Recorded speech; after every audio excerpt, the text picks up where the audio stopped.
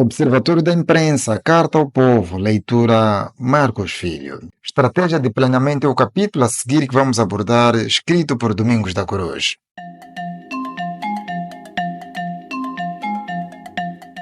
O planeamento não é uma tentativa de predizer o que vai acontecer. O planeamento é um instrumento para raciocinar agora sobre os trabalhos e ações que serão necessários hoje para que merecemos o futuro. O produto final do planeamento não é informação, é sempre o trabalho, escreveu Peter Drucker. Já Nelson Mandela dizia: não existe nenhum passivo fácil para a liberdade em lado nenhum, e muitos de nós teremos de atravessar o vale da sombra da morte, vezes sem conta, até que consigamos atingir o cume da montanha dos nossos desejos.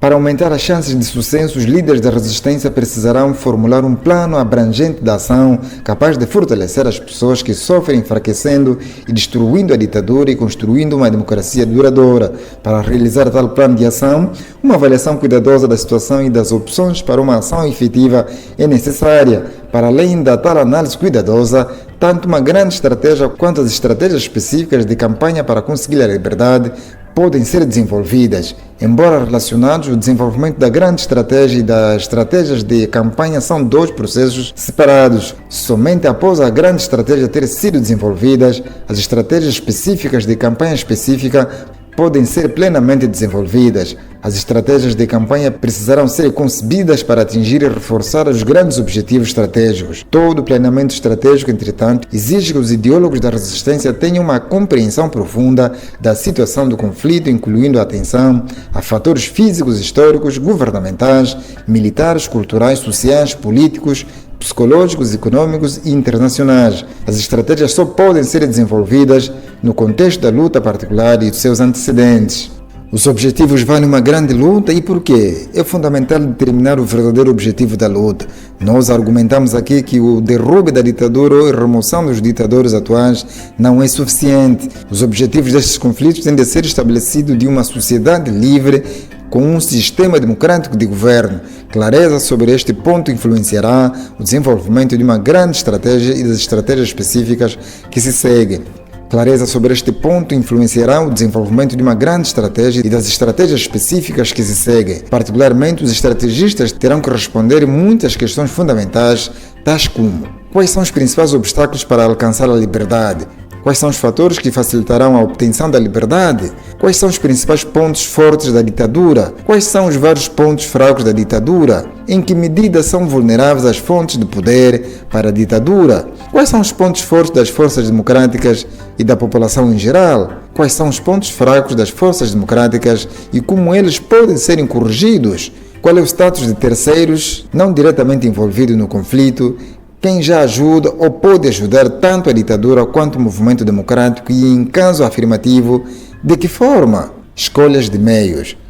Ao nível da grande estratégia, os planeadores estrategistas precisam escolher os principais meios de luta a serem empregos no conflito iminente. Os méritos e limitações das diferentes técnicas alternativas de luta terão de ser avaliados, tais como a guerra militar convencional, guerrilha, desafio político e outros. Ao fazer esta escolha, os estrategistas precisarão considerar questões como as seguintes: que tipo escolhido de luta está dentro das capacidades dos democratas? A técnica escolhida utiliza pontos fortes da população democrática? Esta técnica visa os pontos fracos da ditadura ou ela ataca os seus pontos fortes? Os meios ajudam os democráticos a se tornar mais autossuficientes ou eles exigem dependência de terceiros ou fornecedores externos? Qual é o registro do uso dos meios escolhidos na derrubada de ditaduras? Eles aumentam ou limitam o número de vítimas e destruição que podem ocorrer no conflito iminente? Presumindo-se que o sucesso em acabar com a ditadura, qual seria o efeito dos meios escolhidos e que tipo de governo surgiria a partir da luta? Os tipos de ação definidos como contraproducentes terão de ser excluídos da grande estratégia desenvolvida. Planeando para a democracia. É preciso lembrar que contra uma ditadura o objetivo da grande estratégia não é simplesmente derrubar os ditadores, mas instalar um sistema democrático e tornar impossível a ascensão de uma nova ditadura. Para realizar esses objetivos, os meios escolhidos de luta terão de contribuir para uma mudança na distribuição do poder efetivo na sociedade. Sob a ditadura, a população e as instituições da sociedade civil têm sido muito fracas e o governo forte demais. Sem uma mudança nesse equilíbrio, um novo conjunto de governantes podem, se assim desejarem, serem tão ditatoriais quanto os antigos. A revolução palaciana ou um golpe de Estado, portanto, não é bem-vinda. O desenvolvimento de uma capacidade de luta não violenta significa que a capacidade da ditadura para a repressão violenta já não produz tão facilmente a intimidação e submissão entre a população. A população terá à sua disposição meios poderosos para a contrariar e às vezes bloquear o exercício do poder dos ditadores. Além disso, a mobilização do poder popular através do desafio político fortalecerá as instituições independentes da sociedade. A experiência de ter uma vez exercido efetivamente o poder não é rapidamente esquecida. O conhecimento e a habilidade adquiridos com a luta tornarão menos provável que a população seja facilmente dominada pelos aspirantes a ditadores. Esta mudança nas relações de poder no limite acabaria por tornar muito mais provável o estabelecimento de uma sociedade democrática durável.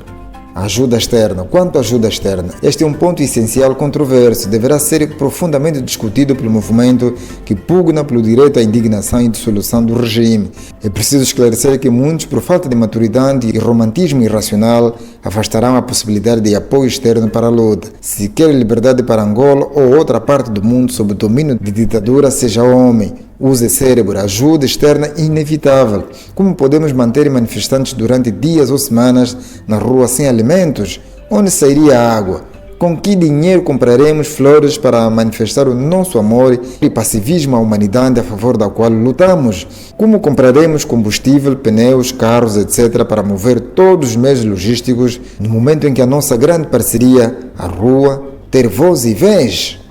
Outra ajuda externa será sairmos para fora e ouvir experiências revolucionárias da Tunísia, da Sérvia, do Burkina Faso, etc., não só para compreendermos bem como lutar, mas também para podermos evitar os erros que foram protagonizados pelas lutas anteriores contra as ditaduras. Você acredita que a fé em chá, alimentos, tendas e mantas nas ruas das revoluções como a da Singapura provinham do céu? A principal força da luta deve ser suportada a partir do interior do próprio país. Na medida em que a assistência internacional vem, ela será estimulada pela luta interna. Como um modesto suplemento, esforços podem ser feitos para mobilizar a opinião pública mundial contra a ditadura. Por razões humanitárias, morais e religiosas, esforços podem ser feitos para obter sanções diplomáticas, políticas e econômicas por governos e organizações internacionais contra a ditadura. Estes podem assumir a forma de embargos econômicos e militares de armas, redução dos níveis de reconhecimento diplomático ou rompimento das relações diplomáticas, proibição de ajuda econômica e a proibição de investimentos no país ditatorial, expulsão do governo ditatorial de várias organizações internacionais e dos órgãos das Nações Unidas. Além disso, a assistência internacional, tal como a prestação de apoio financeiro e de comunicações também podem ser fornecidas diretamente às forças democráticas, mas tudo isso só virá por meio da nossa capacidade de mobilizar o mundo e dar sinais claros de que temos um projeto político-filosófico de nação. Este projeto deve ser dado a conhecer. Há diferença clara entre ajudar-nos com meios para a conquista da nossa liberdade e dar-nos a liberdade. Não confundamos. São completamente distintos. Se houvesse patriotas de ricos disponíveis para a ajuda das forças democráticas, eu preferiria o dinheiro proveniente do angolano, mas todos minimamente racionais sabem quem possui dinheiro, de onde provém tal dinheiro e a que grupo pertence. Por isso, fontes financeiras angolanas para a revolução estão fora de hipótese. Aliás, a forma como apossaram-se do erário é um dos motivos da luta. Fonte financeira angolana para a revolução, só milagre. Formulando uma grande estratégia. Após uma avaliação da situação, a escolha dos meios e a determinação do papel da ajuda externa, os projetistas da grande estratégia deverão esboçar grandes linhas a forma como o conflito poderia ser bem conduzido. Este plano amplo abrangeria do presente até o futuro da libertação e da instituição de um sistema democrático. Na formulação de uma grande estratégia, esses projetistas na luta precisarão para fazer uma série de perguntas. Como a luta de longo prazo deverá começar? Como pode a população oprimida reunir suficiente autoconfiança e força para agir e desafiar a ditadura, mesmo que inicialmente de forma limitada? Como poderia ser aumentada a capacidade da população a aplicar a não cooperação e desafio com o tempo e a experiência? Quais poderiam ser os objetivos de uma série de campanhas limitadas para recuperar o controle democrático sobre a sociedade e limitar a ditadura? Existem instituições independentes que sobreviveram à ditadura que poderiam ser usadas na luta para estabelecer a liberdade? Que instituições da sociedade podem ser recuperadas do controle dos ditadores ou que instituições precisam ser criadas pelos democratas para atender às suas necessidades e estabelecer esferas da democracia mesmo enquanto a ditadura continua? Como pode ser desenvolvida a forma organizacional na resistência? Como os participantes podem ser treinados? Que recursos, finanças, equipamentos, etc. seriam necessários ao longo da luta? Que tipo de simbolismo pode ser mais eficaz na mobilização da população? Com que tipos de ação e em que estágios podem ser as fontes de poder dos ditadores serem progressivamente enfraquecidos e divididas? Como pode a população resistente persistir simultaneamente no seu desafio e também manter necessária a disciplina não violenta? Como pode a sociedade continuar a satisfazer as suas necessidades básicas durante o curso da luta? Como pode a ordem social de ser mantida no meio do conflito, conforme se aproxima a vitória? Como pode a resistência democrática continuar a construir a base institucional da sociedade pós-ditadura para tornar a transição tão suave quanto possível? Deve ser lembrado que não existe nem pode ser criada uma fórmula única para planear uma estratégia para cada movimento de libertação contra as ditaduras. Cada luta para derrubar uma ditadura e estabelecer um sistema democrático será um pouco diferente. Quando a grande estratégia de luta estiver cuidadosamente planeada, há razões sólidas para torná-la amplamente conhecida. O grande número de pessoas necessárias para a participação podem estar mais dispostas e capazes de agir se elas compreenderem a concepção geral, bem como instruções específicas. Este conhecimento pode potencialmente ter um efeito muito positivo no seu moral, na sua vontade de participar e agir adequadamente.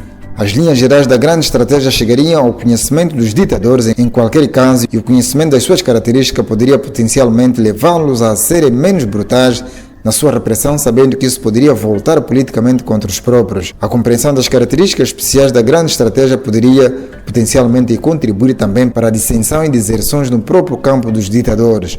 Uma vez que um grande plano estratégico para derrubar a ditadura e estabelecer um sistema democrático tenha sido adotado, é importante que os grupos pró-democracia persistam na sua aplicação. Só em circunstâncias muito raras a luta deve afastar-se da grande estratégia inicial. Quando há provas abundantes de que a grande estratégia escolhida está errada ou que as circunstâncias da luta mudaram, os projetistas podem precisar alterar a grande estratégia. Mesmo assim, isso deve ser feito somente após uma reavaliação básica de um novo e mais adequado grande plano estratégico ter sido elaborado e aprovado, projetando a estratégia de campanha. Não importa o quanto possa ser sábia e promissora a grande estratégia desenvolvida para acabar com a ditadura e instaurar a democracia, uma grande estratégia implementa a si própria. Estratégias particulares precisarão ser desenvolvidas para orientar as campanhas mais importantes destinadas a minar o poder dos ditadores.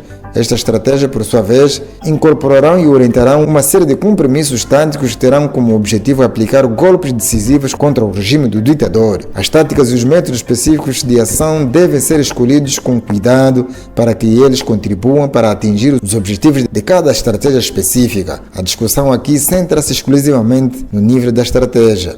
Assim como os oficiais militares precisam entender as estruturas da força, táticas, logística, munições, os efeitos da geografia e outros, a fim de traçar a estratégia militar, os estrategistas e ideólogos do desafio político devem compreender a natureza e os princípios estratégicos de luta não violenta. Contudo, o conhecimento da luta não violenta, a atenção às recomendações deste ensaio e as respostas às questões aqui colocadas não produzirão elas mesmas as estratégias. A formulação das estratégias para a luta ainda exige uma criatividade informada. No planeamento das estratégias para as campanhas específicas de resistência seletiva e para o desenvolvimento a longo prazo na luta de libertação, os estrategistas do desafio político precisarão considerar várias questões e problemas que a seguir passamos a enumerar. Determinação dos objetivos específicos da campanha e a sua distribuição para a execução da grande estratégia. Outro ponto, consideração dos métodos específicos ou armas políticas que podem ser melhor utilizadas para implementar as estratégias escolhidas. Dentro de cada plano geral para uma campanha estratégica em particular, será necessário determinar que planos menores e táticos e que métodos de ação específicas devem ser utilizados para impor restrições e pressões contra as fontes de poder da ditadura.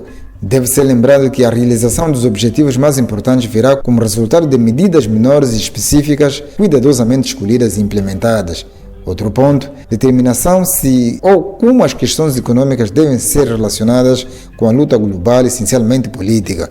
Se as questões econômicas devem ser proeminentes na luta, será preciso cuidado para que os problemas econômicos possam realmente ser sanados após o término da ditadura. Caso contrário, a desilusão e o descontentamento pode se instalar se as soluções rápidas não forem providenciadas durante o período de transição para uma sociedade democrática. Esta desilusão poderia facilitar o surgimento de forças ditatoriais, prometendo um fim aos problemas econômicos. Outro ponto, determinação com antecedência de um tipo de estrutura de liderança e sistema de comunicações funcionará melhor para iniciar a luta de resistência, que meios de tomada de decisão e de comunicação será possíveis durante o curso de luta para continuar a dar orientação aos resistentes e à população em geral. Comunicação de notícia de resistência à população em geral, às forças dos ditadores e à imprensa internacional. Alegações e relatórios devem sempre ser rigorosamente factuais. Exageros e alegações infundadas minarão a credibilidade da resistência. Planos para atividades sociais, educacionais, econômicas e políticas autossuficientes e construtivas para atender às necessidades do povo durante o conflito iminente. Tais objetivos podem ser conduzidos por pessoas não envolvidas diretamente nas atividades da resistência. Determinação do tipo de ajuda externa desejável em apoio à campanha específica ou à luta geral de libertação.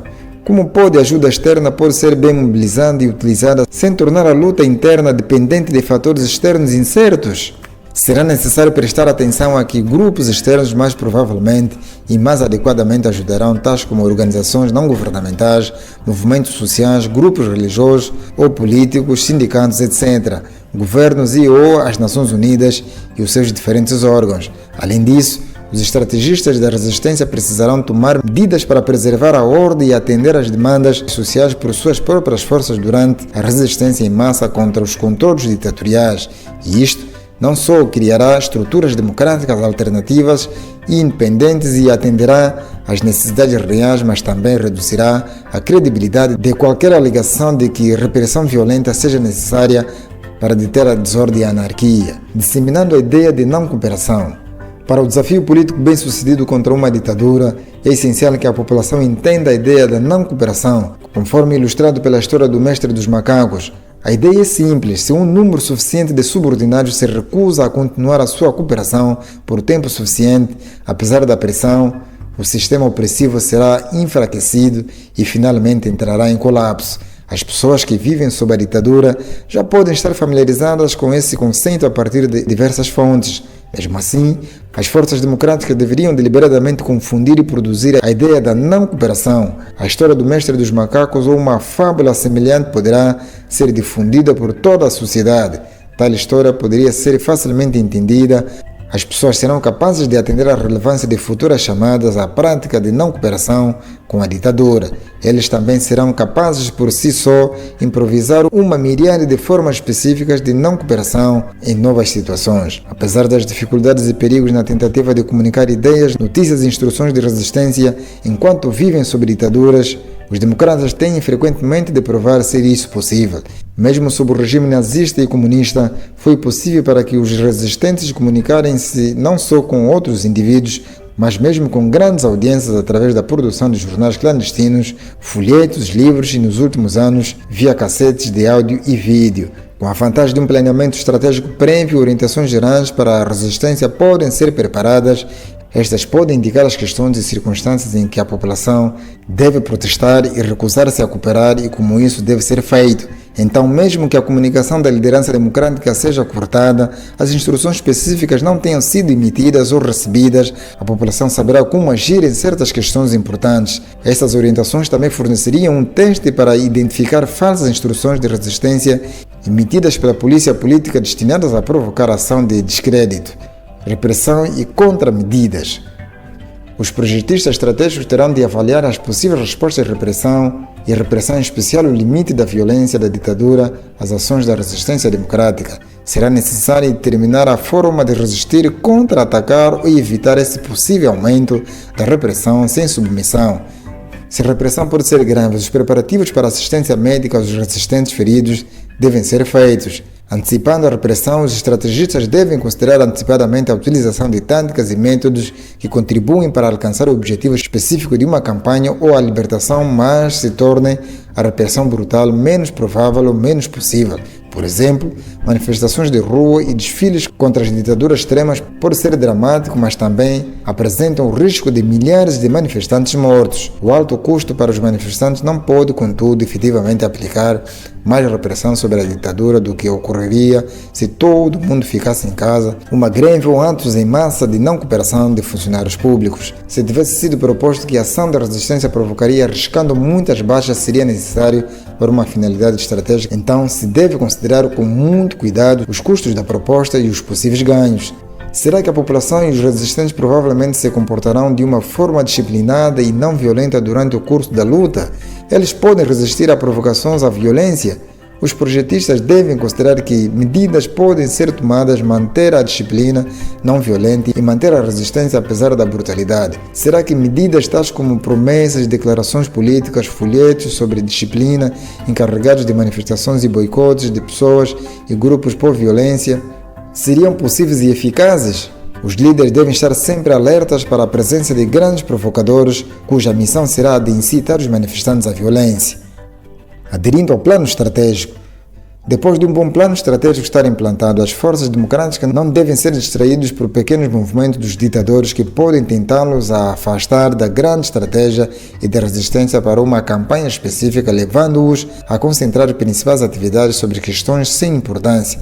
Também, emoções do movimento, talvez em resposta às novas brutalidades da ditadura, não podem desviar a resistência democrática da sua grande estratégia ou da resistência de campanha. As brutalidades podem ter sido perpetradas precisamente para provocar as forças democráticas a abandonar o seu plano bem definido, até mesmo cometer atos violentos a fim de que os ditadores possam derrotá-las mais facilmente. Enquanto a análise básica é considerada boa, a tarefa das forças pró-democracia é avançar a etapa por etapa. Naturalmente, mudanças táticas e objetivos intermédios ocorrerão e os bons líderes estarão sempre prontos para explorar oportunidades. Esses ajustes não devem ser confundidos com os objetivos da grande estratégia ou os objetivos da campanha específica. A cuidadosa implementação da grande estratégia escolhida e de estratégias para campanhas particulares contribuirão grandemente para o sucesso. Escrito por Domingos da Cruz, leitura Marcos Filho.